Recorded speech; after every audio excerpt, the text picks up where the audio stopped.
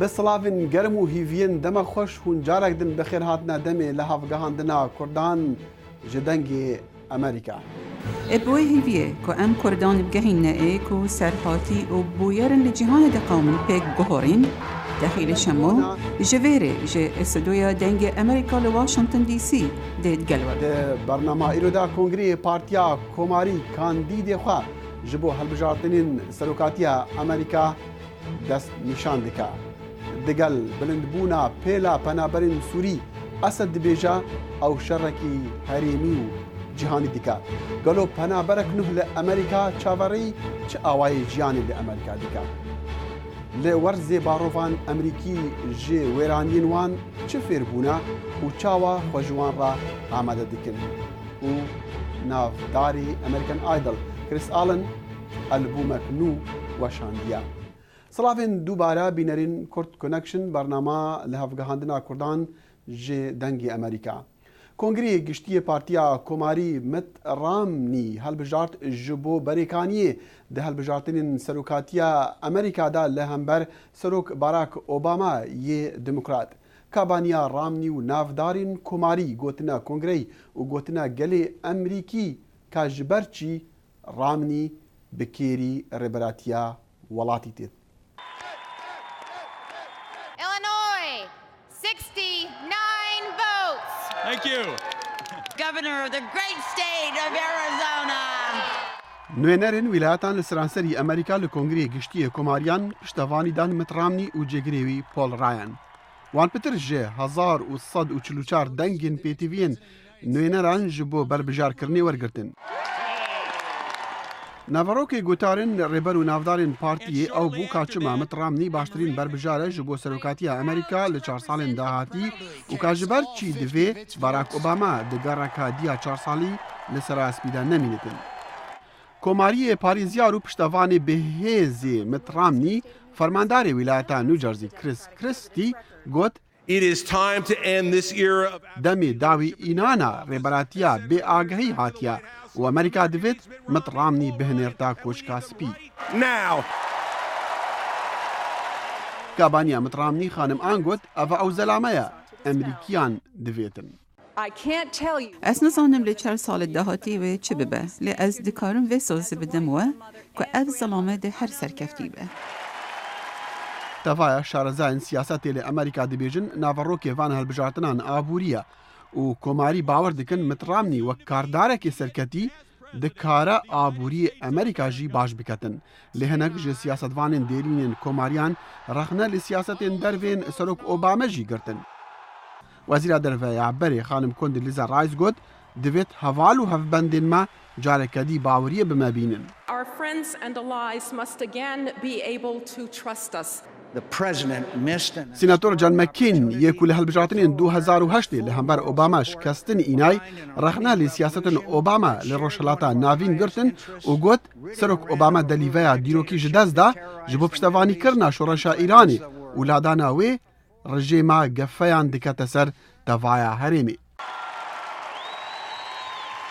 پۆل ڕایان سیناتۆری ویلایەتە ویسکانسن کاندید ji بۆ جێگرییا مترامنی پرانیا گۆتارەخوا تەرخان کردبوو ji بۆ هێریشێ لەسەر ڕێبازên ئابووری و نەخشەیە چاودێریە ساغلەمیە یەن سەرۆک ئۆباما. ڕایان گوت وی ئەف ئەرکە پەسەند کرد ji بۆ ئالیکاریە دەرباسکردنا وڵاتی ji krîza bêkariyê û vegerandina destfirehiyê. بالێخۆڤە سەرۆک باراک ئۆباما کەمپێنا خوا ددۆمینە لە زانکۆێن ویلایەتên ئایەوا، کالۆرادۆ و ڤیرجینیا و پارتیا دەموکرات ئامادەکاریە دکە ji بۆ کۆنگرێ گشتی لە هەفتیا بێتن لە ویلایەتە نۆرث کارۆلینا. دەگەل بلندبوونا پێلا پەنابەرین سووری لە وڵاتên هەفسنوور ئوردن تورکیا و عێراقê و خراپبوونا ڕەوشاوان یا مرۆڤانی و ڕەوشا تەڤایە گەلê سووری ji ber şerên nêvbera hêzên حکومەتا سووری و ڕێکابەرiyê da سەرۆک بەشار الئەسەد دەبێژتن حکومەتا wî شەڕێکی هەرێمی و جیهانی دکە. سەرۆکی سووری بەشار الئەسەد گوت حکومەتاوی شەڕێکی هەرێمی و جیهانی دیکەتن و هێشتا دەمژێ ڕەدەبێتن هەتا سەر بکەوتن. گوترین ئەسەد ڕۆژێکی بوون بەری تێبینیا توندا سەرۆکی نوێی هەڵبژارتیە مسرێ محەممەد مورسی کۆ حکومەتا سووری حکومەتێک زاڵمە. مورسی لە کۆمبوونا بلندا وڵاتین بێلایەن لە تەهرانێ ئاخفت و ڕژدی لە ڤەگەهاستنا دەستهەڵاتێ بە ئاوایەکی دەموکراتی لە سووریا کرد. برز مورسی گوت جیهانێ بەرپرسیاریە ئەخلاقی هەم بەرگەلێ سووری هەیە وی گۆتجی شەڕێ لە سووریا پشکەکە ژێ شۆڕەشە هەرێمێ. ئەفکۆم بوون هەفدەم بوو دەگەل شەڕ و توندوتیژیان لە چەندین باژارên سووریا و بلندبوونا پێلا پەنابەرên سووری ئەوێن ژ شەڕان دەڕەڤن. جڤاتە تەنەهیانە تێوێنێ گرتیژی مژولی مشت و مەڕانە سەبارەت ڕەوشە مرۆڤانیا وان و هەروەسا ڕەوشە مرۆڤانیا تەڤایە خەلکێ سووریا. بینەران لە 2 ساڵên بۆری بە سەدان خۆرتên کورد ئەوێن دەگەل لەشکری ئەمریکی لە عێراقی کارکری وەکە وەرگێرên زمان bi vîzeyên taybet hatine Amerîka. Gelek jwana rûbirûyî astangan dibin.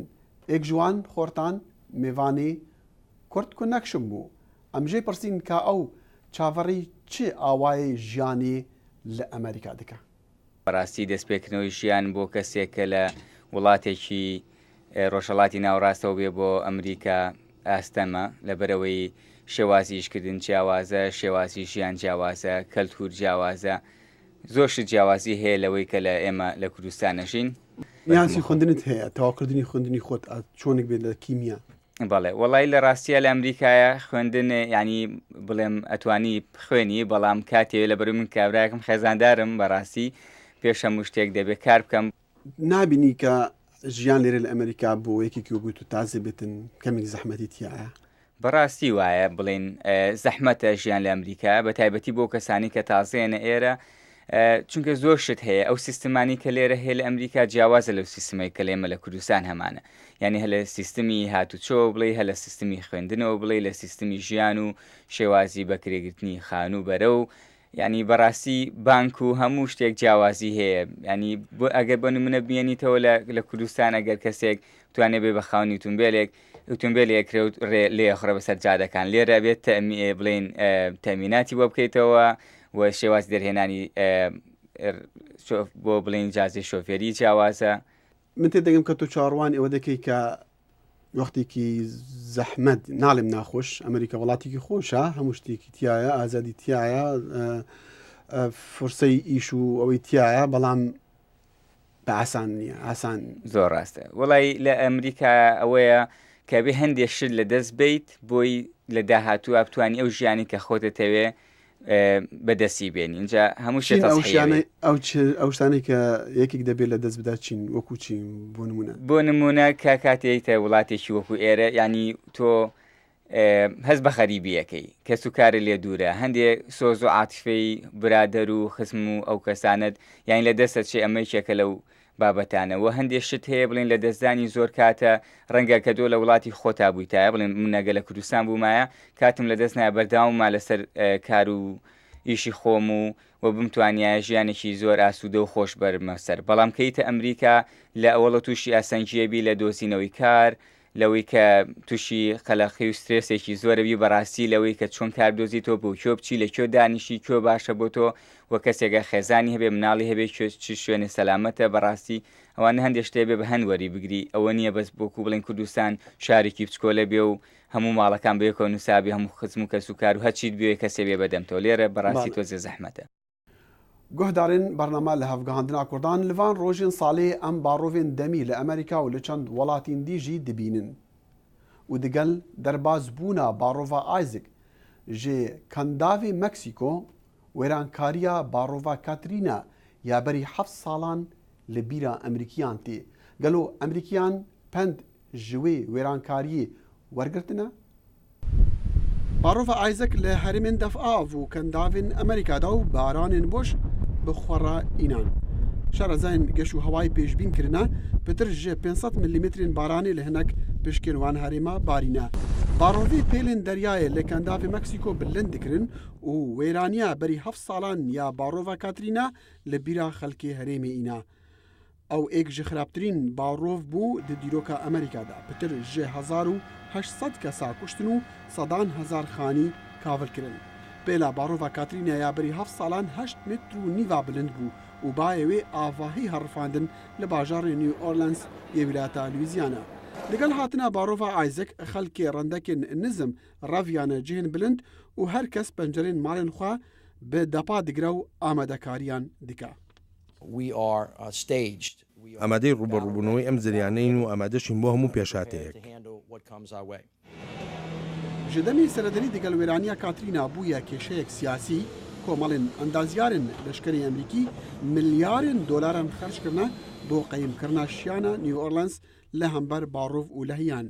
Xanî bi kerestê qeyîmtir hatine avakirin û bi teknîkên baştir. دەرگا و پەنجەرە و سەربانەکانیش قایم دەبن، بەڵام هەر کاتێک زانرا دیوارەکان بەوەی پەستانەوە جوڵا ئەوە دەشێ ئەنجامەکەی ڕوخانی ماڵەکە بێ. Ji demê barova û lehiyên piştî Katrîna nobedalên def avan şiyanên rizgarkirina xelkê jî ji serê bana baştir kirina û piraniya wan bi helîkopteran. û li sala 2009 Chris Allen serketiyê werzê heştiyê American Idol bû. Li wê salê Chris CDyê xwe yê yekê derxist û strana bi navê Life Like We Are Dying geşt rêza 20 stranên herî navdar. Berî demekî wî duem CDyê xwe yê bi navê Thank You Camellia derxistiya. Gelo çi çîrok li dû wê stranê ye.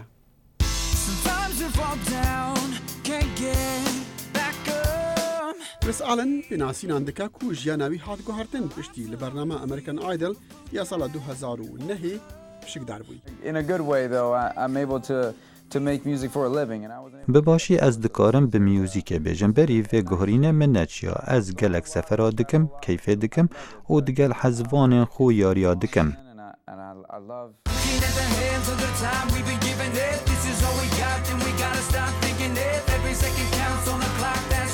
Thank You Camellia navê CDyê nû yê Chris Allen e lê di vê stranê de Camellia ne navê xanimekê ye. It is actually a street in LA and او ناوی جادکا لوس انجلوس هوالین من لیدجین دما من سیدیان خویت نو درست کرین از دگل وان دجیام نزیکی ساله که از دگل وان دابوم او هوالین باشن من ویا سپاسیا وان بکم. د CDyê êkê de stranek ji bîst navdartirîn strana derket. Di demê çend mehan de CDyê nû di rêza çilê de ye. Di strana The Vision of Love da Chris çîroka du xortên xemgîn vedigêre ew vederbûne û têne tepeserkirin ji aliyê hevalên xwe ve lê xebatê ji bo vegerandina baweriyê û bihayên giyanî dikin.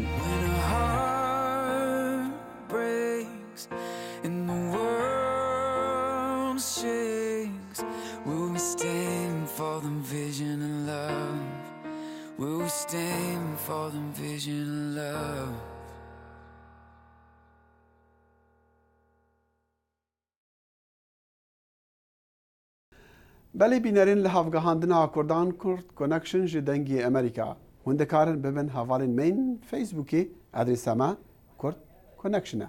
Dîsan hûn dikarin bi rêka e-mailê peywendiyê digel me bikin kurdconnection@voanews.com û heta li hevgehandineke dî her şad û bextewer bin.